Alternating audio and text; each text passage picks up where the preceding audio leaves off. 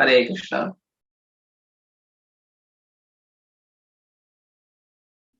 तो भगवान वराह देव का यहाँ पर वर्णन है और हम भगवान वराह देव के बारे में चर्चा कर रहे हैं।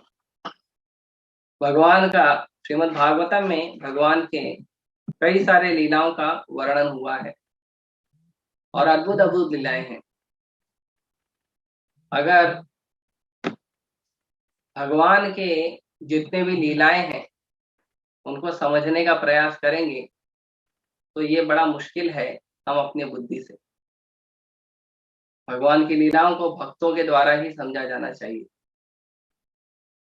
इसीलिए जो लोग भगवान की लीलाओं को, भगवान के क्रियाकलापों को समझने का प्रयास करते हैं अपनी बुद्धि से, वो कुछ समय के बाद ये कंक्लूजन निकालते हैं कि ये सब काल्पनिक है। ऐसा संभव नहीं है।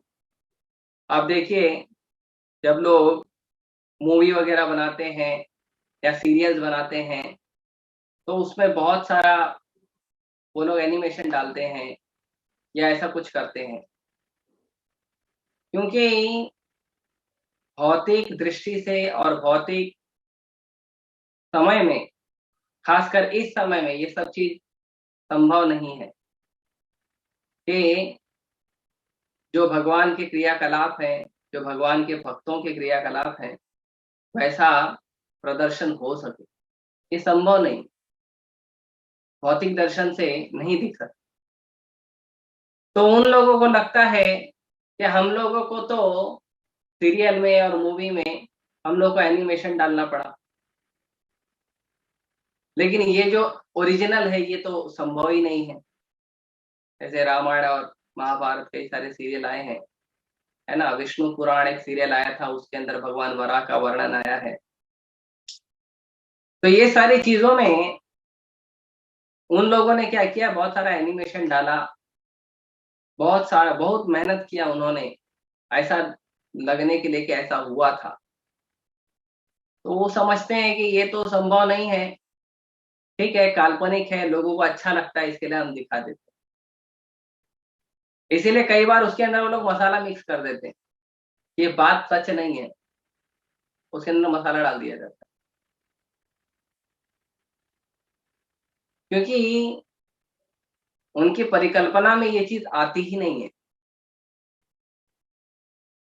इसीलिए भगवान की जितनी भी लीलाएं हैं उसको समझने के लिए हमको भक्तों का मार्गदर्शन चाहिए। क्यों? क्योंकि भक्त लोग बताते हैं कि ये चीजें दिव्य है, ये साधारण स्तर की चीजें नहीं। और भगवान की लीलाएं जो भगवान प्रकट रूप में करते हैं वो तो दिव्य होती ही है, भगवान के विग्रह की भी लीलाएं होती है।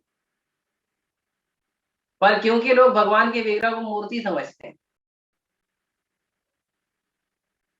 वो लोग साधारण पत्थर समझते हैं, साधारण धातु समझते हैं, लकड़ी समझते हैं,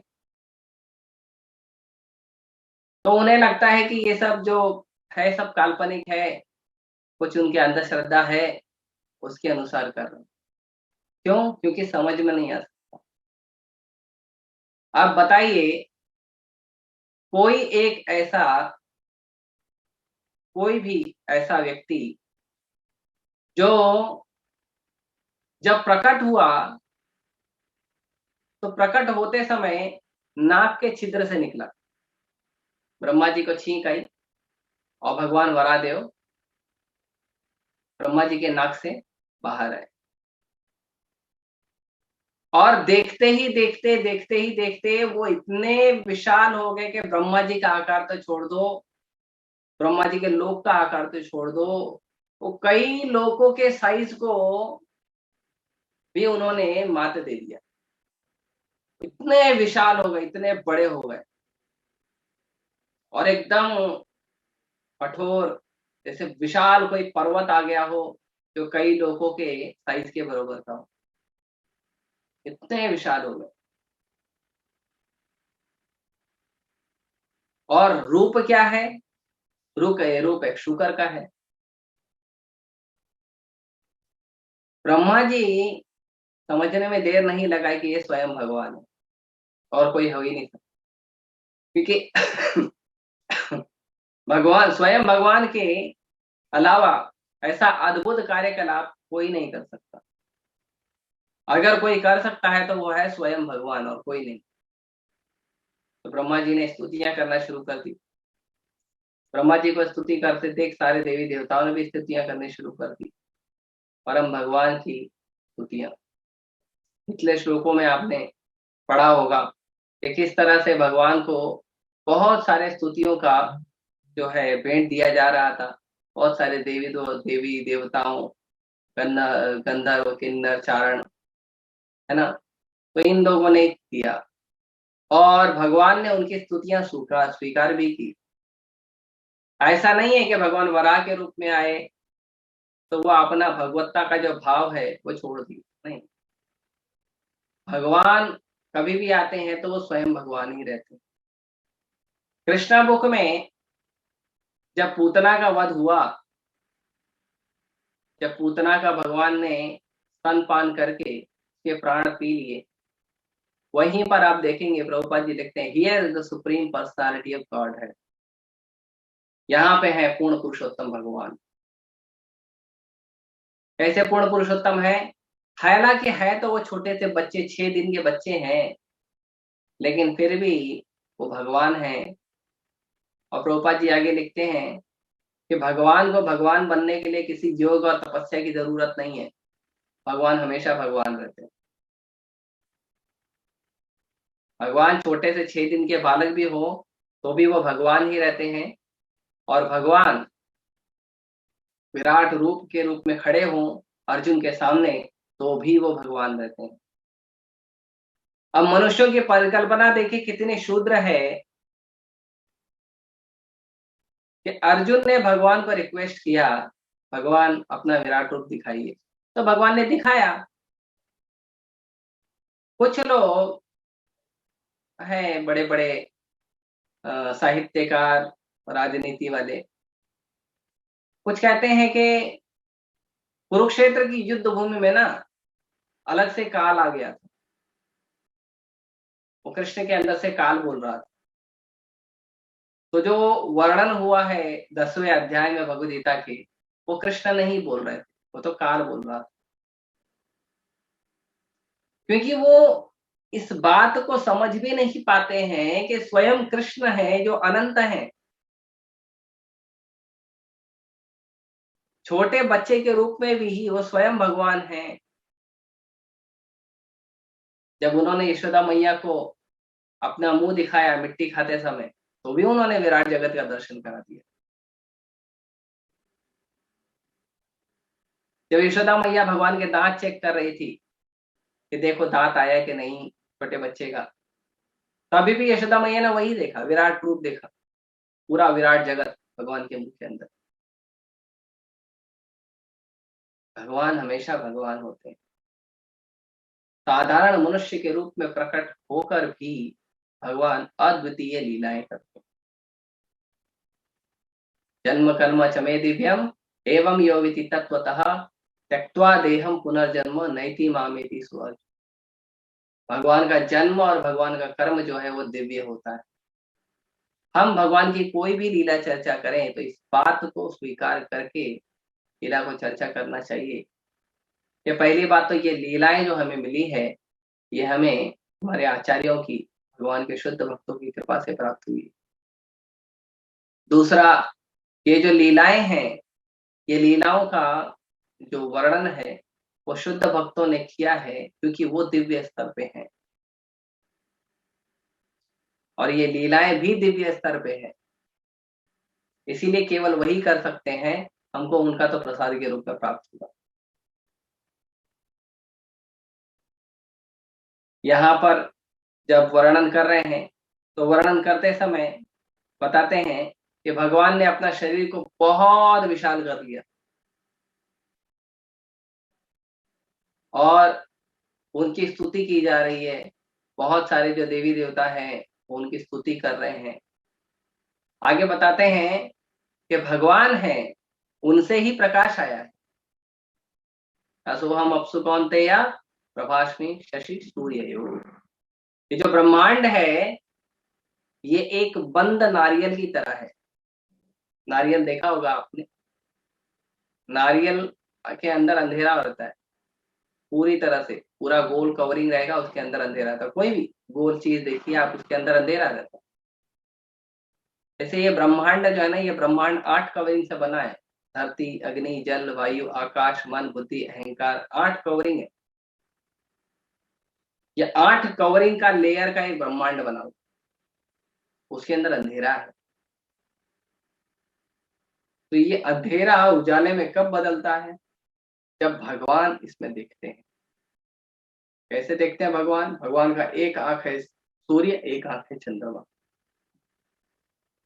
और इसका वर्णन ब्रह्म संहिता में आता है, यक्षुरेश सविता सकल ग्रहाण राजा समस्त सुर मूर्ति रशेष तेजा यस्य ज्ञया भ्रमति संवृत काल चक्रो गोविंदमादि पुरुषम तम। भगवान का जो आंख है वो क्या है? वो सूर्य है। और वो क्या है सूर्य? वो जितने भी ग्रह हैं उन सभी ग्रहों का राजा है।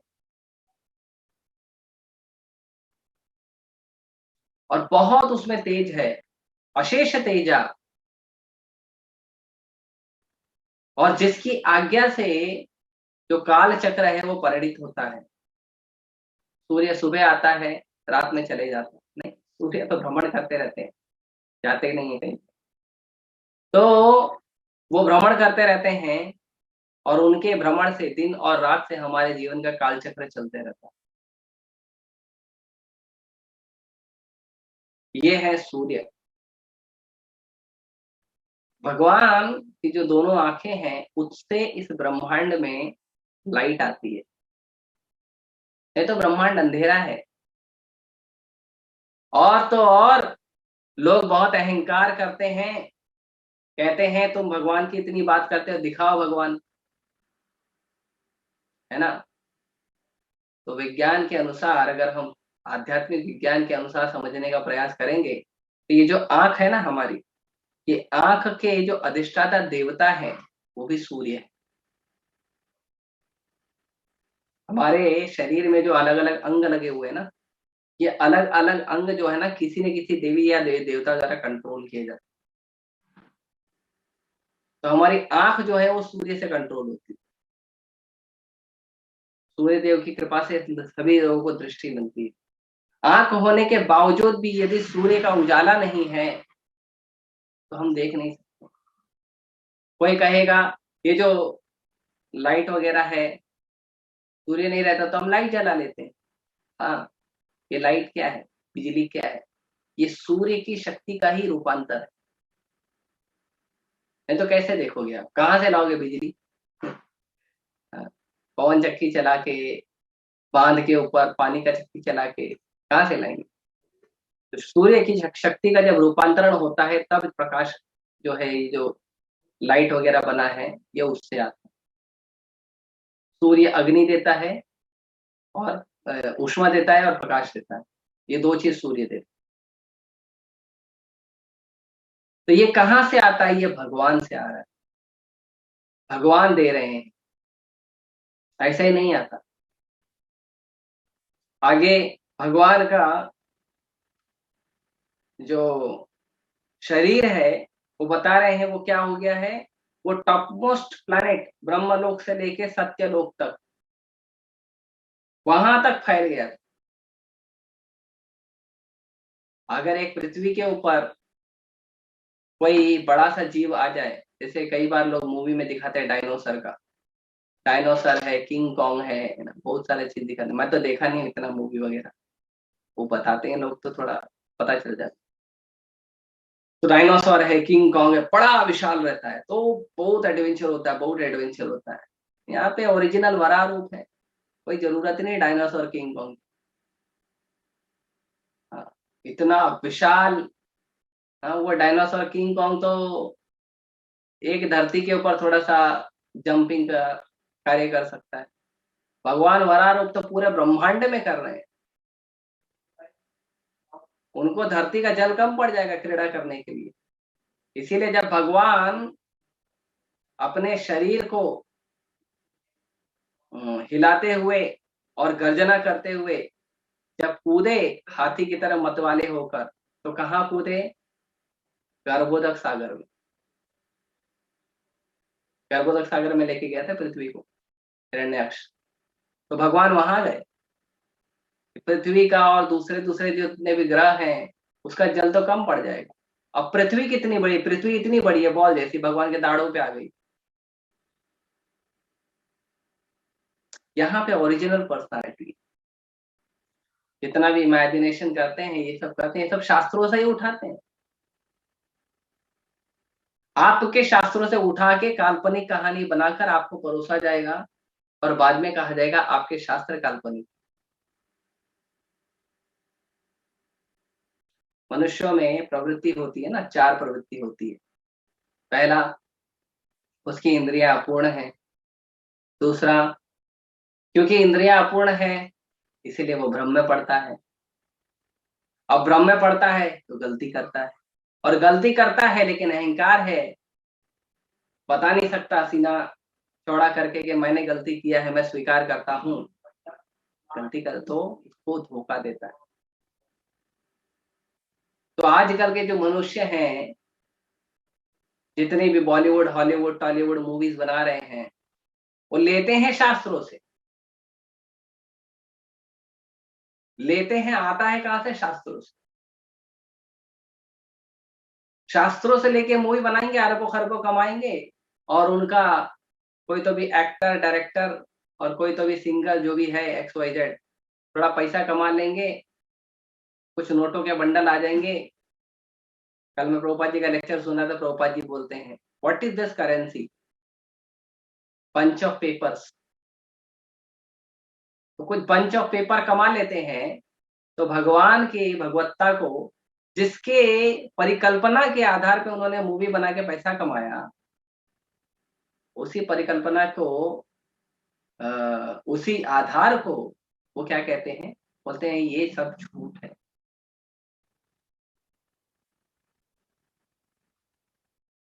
क्या दुर्भाग्य है बताइए। तो ऐसे लोग हैं। तो भगवान का जो शरीर है वो इतना विशाल हो गया, और आगे महिद्रह, तो महिद्रह शब्द का उपयोग किया गया है।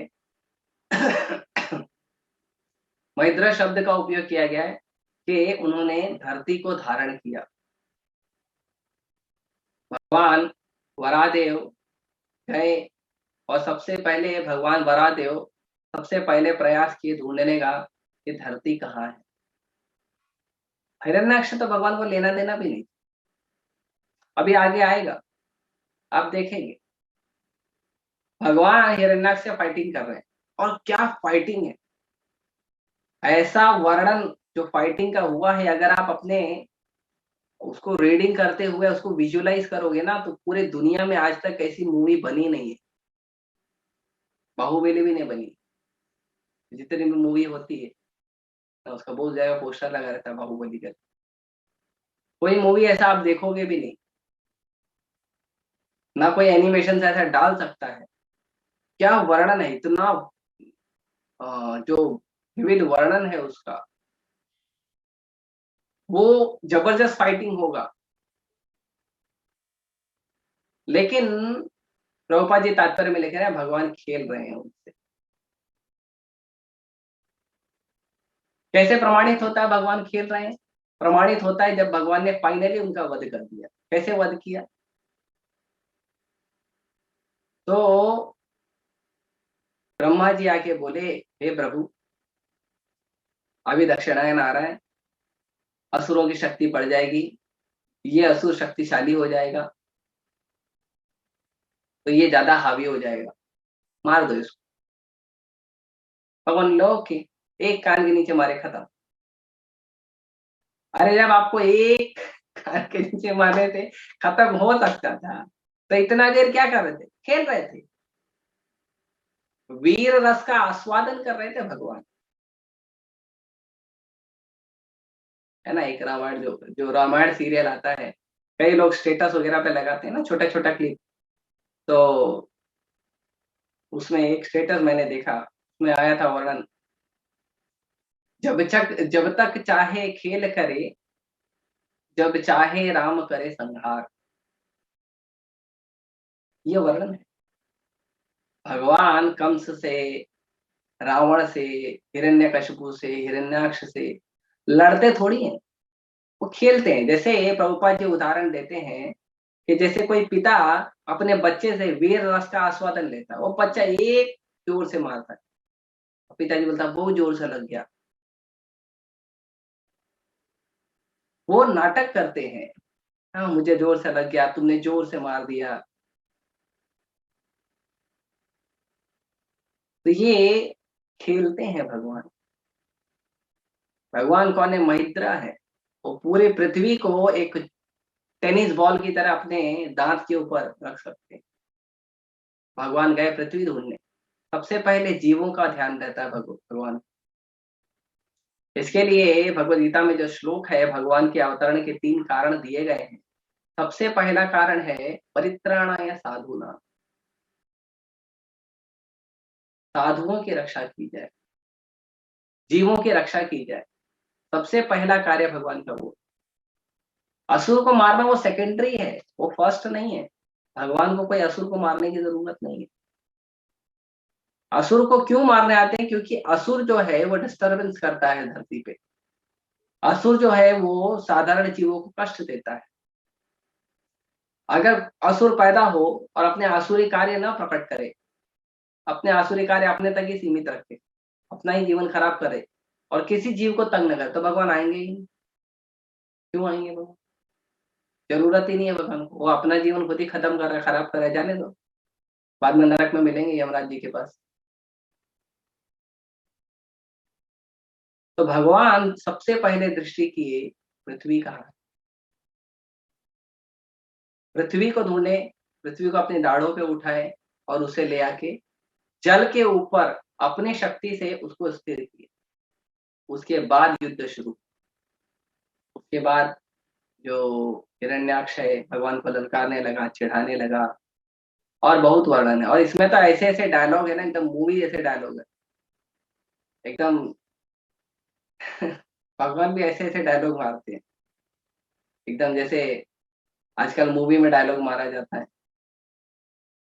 तो ये जो बृहद वर्णन है, इसमें एक शब्द जो है वो थोड़ा सा महत्वपूर्ण है, और वो है कि भगवान का जो शरीर है उस पे बाल थे और भगवान ने उसको झटका।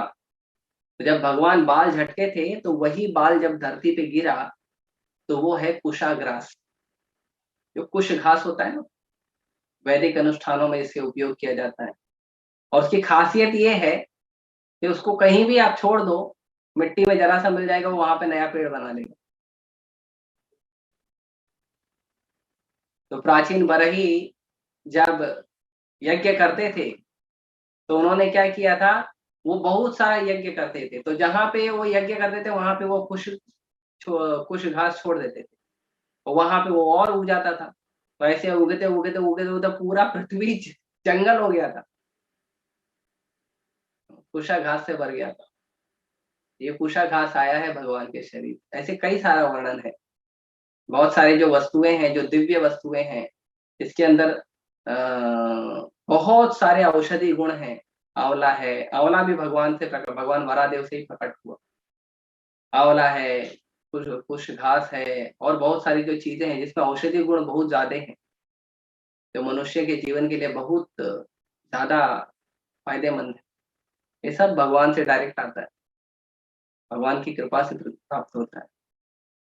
तो भगवान वराह इस तरह से जो है वो पानी के अंदर जा रहे हैं। पानी के अंदर जाने के पहले भगवान वराह ने क्या किया कि आकाश में उड़े, पूंछ फटकारते हुए, है ना। अब पशु करते हैं वैसा, भगवान भी क्रीड़ा कर रहे हैं पशु की तरह, है ना। पूंछ फटकारते हुए, और उनके जो कठोर बाल हैं है ना। कुशा घास बहुत कठोर होता है, आप देखे रहेंगे, बाकी घास से ज्यादा कठोर होता है। और उनकी जो दृष्टि थी, उस दृष्टि से प्रकाश पैदा हो रहा था। क्यों? क्योंकि दृष्टि दोनों क्या है, सूर्य और चंद्रमा है। तो उस दृष्टि से प्रकाश पैदा हो रहा था। और उस दृष्टि से क्या हुआ, जो आकाश, जो बादल है वो छट गए। तो प्रकाश जब आता है, तेज प्रकाश, तो उससे बादल छट जाते हैं। तो बादल छट गए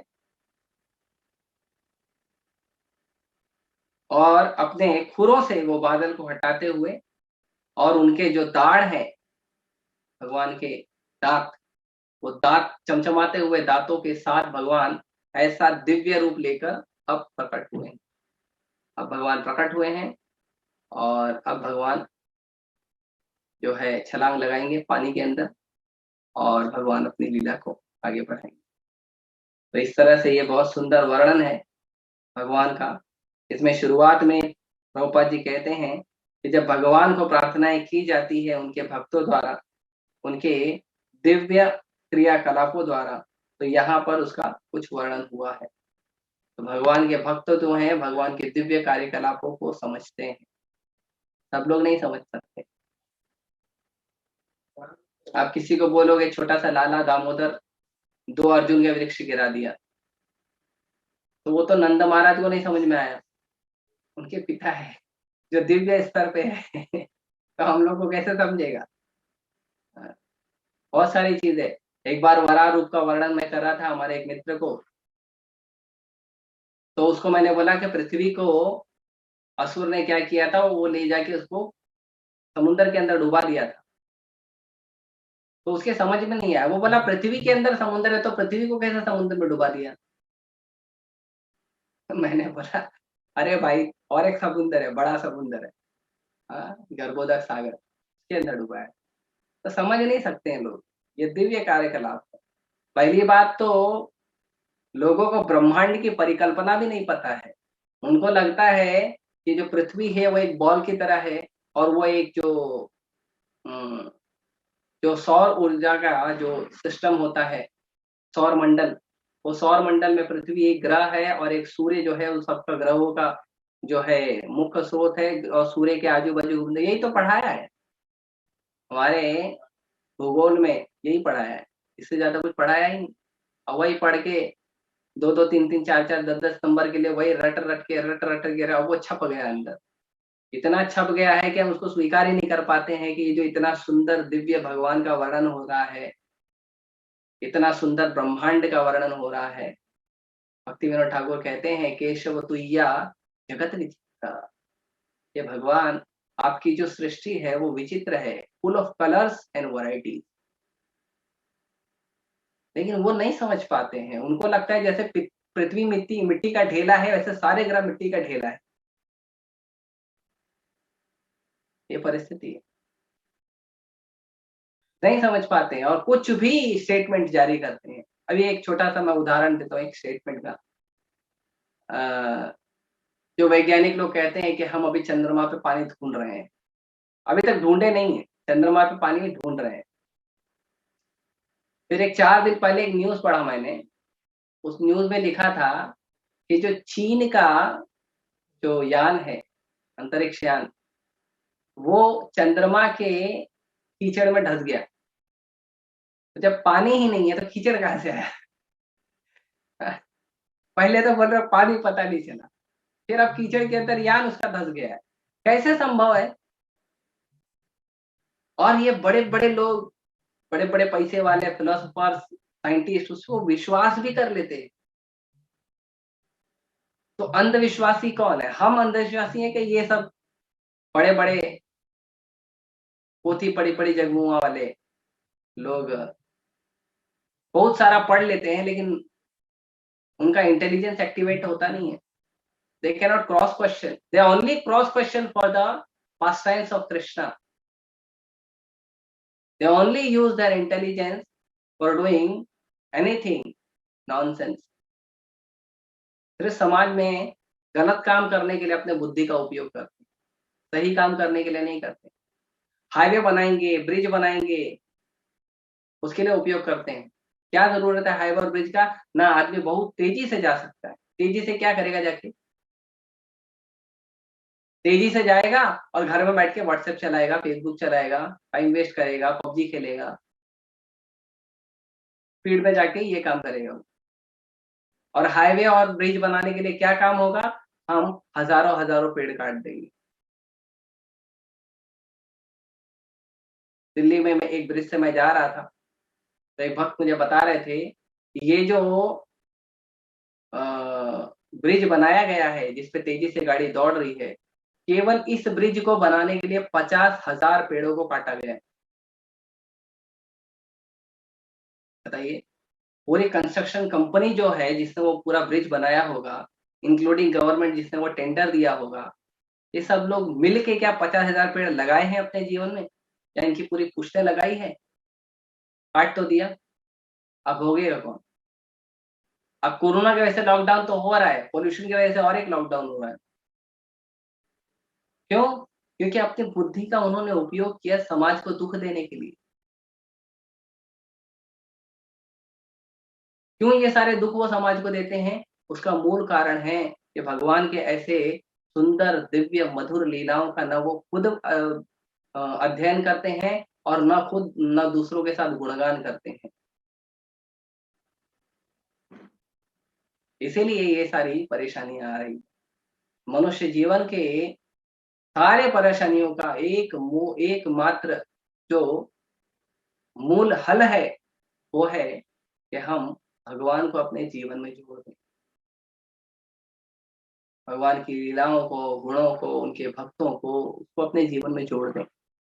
जीवन इतना सहज हो जाएगा कि जो हम अनावश्यक चीज़ों का विचार करते हैं, अनावश्यक चीज़ों को बनाने के लिए जो हम बुद्धि लगाते हैं, कम से कम वो रुक जाएगा। प्रभुपाद जी कहते हैं कि ये सारे वैज्ञानिक लोगों को कहना चाहिए कि आप धरती को वापस से सुंदर बनाने का प्रयास करना बंद कर दीजिए। आप केवल कुछ सालों के लिए चुप बैठ जाइए, पृथ्वी अपने आप ठीक हो जाएगी। कुछ सालों के लिए जो तुम्हारा जो गड़बड़ काम कर रहा है ना अपनी दुष्ट बुद्धि से, जिसके अंदर कृष्ण का ज्ञान रंच मात्र भी नहीं है, कम से कम उस बुद्धि का उपयोग करना कुछ सालों के लिए बंद कर दीजिए। पृथ्वी अपने आप वापस ठीक हो जाएगी, भगवान कर देंगे उसको। ये महत्वपूर्ण। तो सभी भक्तों से निवेदन है कि इस तरह से हम लीलाओं का अध्ययन करते रहे, कम से कम हमारी बुद्धि में कलमश ना आए, और जो कलमश आया है इतने जन्मों में वैज्ञानिकों के साथ रह के गड़बड़ करने से वो सुधर सके। ठीक है, हरे कृष्ण।